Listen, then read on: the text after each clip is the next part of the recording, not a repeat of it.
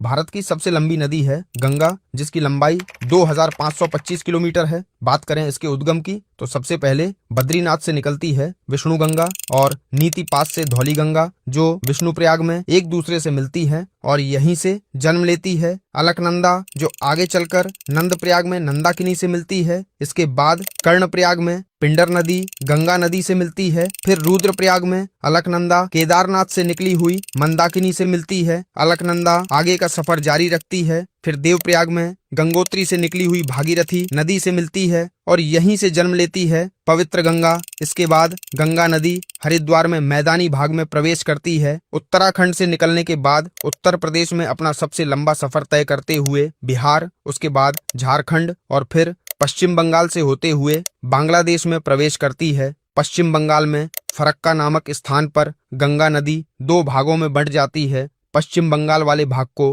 हुगली के नाम से जाना जाता है और बांग्लादेश में इसको पद्मा के नाम से जाना जाता है। इसके बाद यह बंगाल की खाड़ी में गिरते हुए पूरे विश्व का सबसे बड़ा डेल्टा सुंदरबन डेल्टा का निर्माण करती है।